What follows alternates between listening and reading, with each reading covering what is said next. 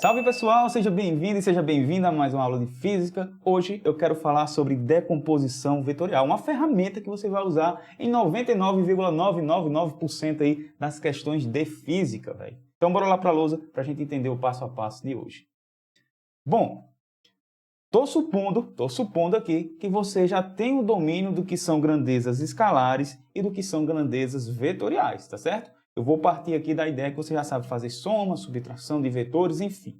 A ideia hoje é simplesmente a gente entender como é que eu calculo a projeção, a decomposição dos vetores, né? A ideia é essa, tá certo? Então, bora lá. Rapidinho, o que é um vetor? Vetor é um agente ou uma ferramenta matemática que a gente pega da física emprestado para resolver problemas. E ele vai representar para a gente grandezas físicas. E essa representação vem através de três coisazinhas. Valor, o módulo, a intensidade, a direção e o sentido. E esse vetor pode representar, por exemplo, uma velocidade, uma aceleração, um deslocamento, uma força, enfim. Várias grandezas físicas são tratadas como grandezas vetoriais, cara, beleza? E a ideia é essa. Então, na decomposição vetorial, o que é que eu vou ter? Cara, geralmente, a gente tem o seguinte. A gente vai ter um vetor, certo? A gente vai ter um vetor aqui. E o vetor a gente representa por uma flechazinha, né? Uma seta, dessa forma, que tem início em determinado ponto, que eu vou chamar aqui de ponto A, e fim em um determinado ponto, que eu estou chamando de ponto B. E aí a gente diz que esse vetor é um vetor que começa em A e termina em B. E coloca uma setinha aqui em cima, tá?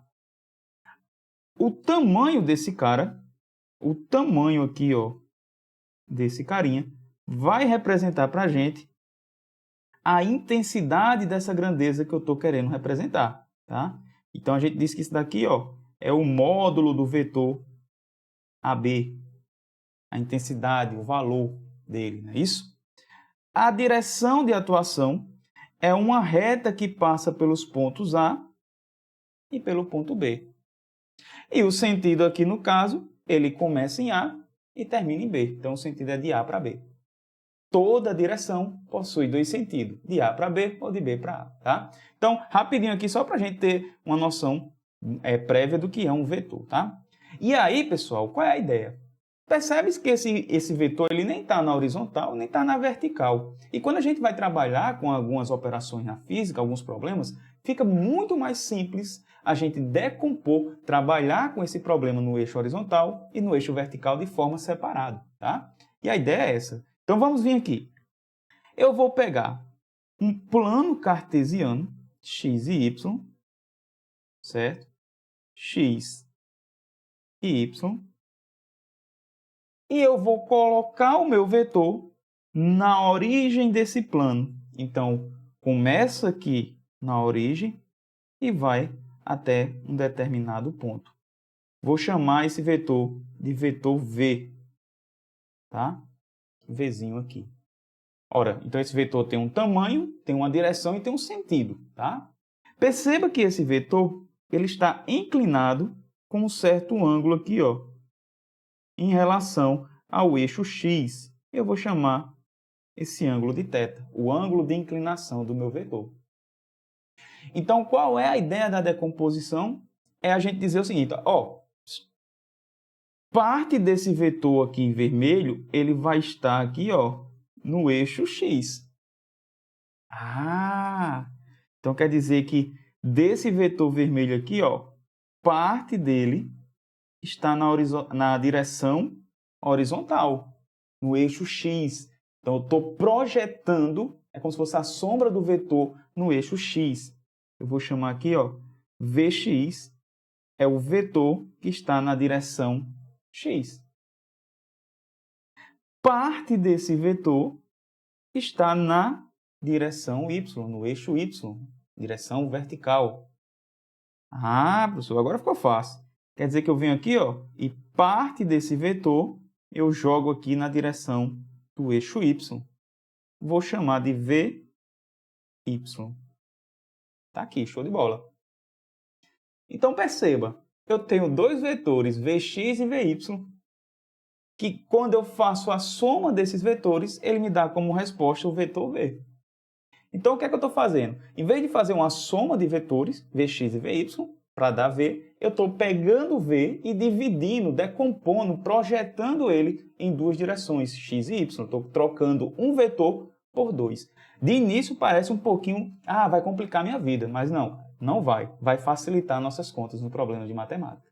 Certo, professor, já entendi. Então, eu troquei esse vetor V por dois, um Vx na horizontal e um Vy na vertical. Certo, mas eu só tenho a direção e o sentido. Falta eu calcular o valor de Vx, quanto equivale essa projeção, e quanto equivale o valor, o módulo de Vy, né? E para isso, a gente vai fazer o seguinte. Eu vou separar aqui, o tamanho de Vx, o módulo dele. Então, o módulo de um vetor a gente representa entre duas barrazinhas, né? Ou só com Vx também daria certo. E eu vou separar o tamanho aqui, de Vy, tá? Vou pegar aqui, tá aqui o módulo de Vy. E vou colocar aqui o módulo de V. Módulo do vetor V.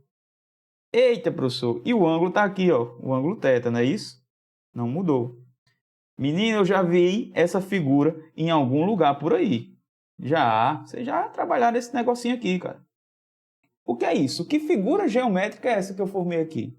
Ora, isso daqui formou um triângulo com um ângulo reto, ou seja, um triângulo retângulo, cara. Onde eu tenho um cateto adjacente ao ângulo, isso daqui seria o meu cateto adjacente. Tenho um cateto que está do outro lado do ângulo, é o cateto oposto. E tenho aqui, minha hipotenusa. Meu querido, você já sabe onde é que eu vou chegar nessa historinha, né? Se eu tenho catetos e tenho ângulos, eu estou falando de um triângulo retângulo, cara. E isso, um triângulo retângulo. Aqui, deixa eu destacar ele para você. Até pintar para ficar mais visível. E se é um triângulo retângulo, a gente conhece como conseguir relacionar as funções trigonométricas seno e cosseno e tangente através dos catetos opostos e adjacente e a hipotenusa. E é dessa forma que a gente vai tentar manipular as equações para conseguir achar Vx e Vy. Olha que doido. Vou colocar aqui do lado. Olhando para o seno, eu posso dizer que o seno do ângulo θ ele é igual ao cateto oposto ao ângulo. Opa, quem é o cateto oposto mesmo? É o tamanho de Vy sobre o cateto, sobre a hipotenusa, que é V. Professor. Então, daqui, eu passo V multiplicando. Vy, o seu módulo, vai ser igual ao vetor V que multiplica o seno do ângulo θ. Professor, conseguimos uma expressão para me dar o tamanho do vetor Vy, foi isso? Foi isso. Que a direção e o sentido eu já sei, é vertical e está no eixo X, no eixo Y aqui, né? Olhando agora o cosseno do ângulo θ, ele vai ser quem? Ora, o cosseno do ângulo é o cateto adjacente, Vx, sobre a hipotenusa, que é V.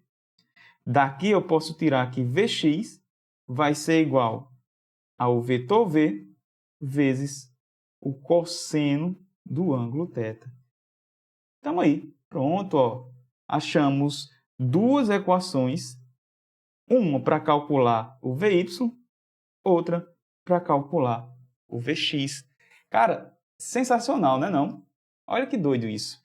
Eu troquei um vetor por dois que vai me ajudar, vai facilitar minhas contas nos problemas, e eu sei agora calcular o valor de Vx e o valor de Vy. Professor, show de bola. E como é que eu faço? Seno e cosseno aqui. Quando eu estou no eixo X, eu vou usar o cosseno do ângulo. E quando eu estou no eixo Y, eu vou usar o seno do ângulo. Professor, mas se eu invertesse o ângulo, e se esse ângulo viesse aqui para dentro? Ora, ia inverter aqui, o que era seno vira cosseno, o que é cosseno vira seno, tá? Mas, enfim, geralmente a gente usa dessa forma. Então, qual é a ideia, pessoal? Se eu tiver um plano, se eu tiver um vetor que não está nem na horizontal e nem na vertical, o que é que eu vou fazer com ele? Eu vou decompor ele no eixo x, no eixo y, usando as relações trigonométricas Vx, Vy, igual a V seno e V cosseno, tá? Então, vamos colocar valores aqui para ficar mais didático? Ó, imagina que esse velocidade aqui fosse um jato que estivesse sendo lançado aí, sei lá, com 200 metros por segundo, tá? Nessa direção e com um ângulo de 30 graus com a horizontal. Então, eu estou lançando um jato com um ângulo de 30 graus e uma velocidade ali de 200 metros por segundo, tá? Qual seria a velocidade no eixo x dele e qual seria a velocidade no eixo y dele? Ora, é simples. Vem para cá, ó. Vy vai ser igual a quem? V, que é 200, vezes o seno do ângulo, que é 30 graus. Quanto é o seno do ângulo 30 graus? Ora, seno de 30, vai lembrar da tabelinha, é meio. Então, a velocidade no eixo y desse carinha vai ser 200 vezes meio. Isso daqui vai dar para a gente uma velocidade de 100 metros por segundo no eixo y. Eita, professor, quer dizer que esse cara aqui está subindo com uma velocidade de 100 metros por segundo? É. E agora? E o Vx? Ora, Vx vai ser igual a velocidade V, que é 200, vezes o cosseno do ângulo, que é 30 graus. Cosseno de 30, vocês vão lembrar que é raiz de 3 sobre 2, e aí vocês podem usar 0,86 para aproximar, tá? Então vai ser o seguinte, Vx vai ser igual a 200 vezes o cosseno de 30 graus, 0,866. Quando a gente faz essas continhas, pessoal, a velocidade no eixo x, ela vai dar 173,2 metros por segundo. Eita, professor, e aí? Como é que fica isso, então? Eu tenho uma velocidade para cima de 100 metros por segundo e, ao mesmo tempo que ele sobe, ele vai para frente com uma velocidade de 173,2 metros por segundo. E quando eu combino essas duas velocidades, eu tenho uma velocidade total de 200 metros por segundo, fazendo um ângulo de 30 graus com a horizontal. Ok? Então, pessoal, resumindo, o que é que vocês vão usar? A equação 1 e 2, para vocês acharem os módulos, as intensidades, o valor das componentes Vx e Vy aqui no eixo x, na horizontal, e no eixo y, na vertical. Show de bola? Tranquilo até aqui?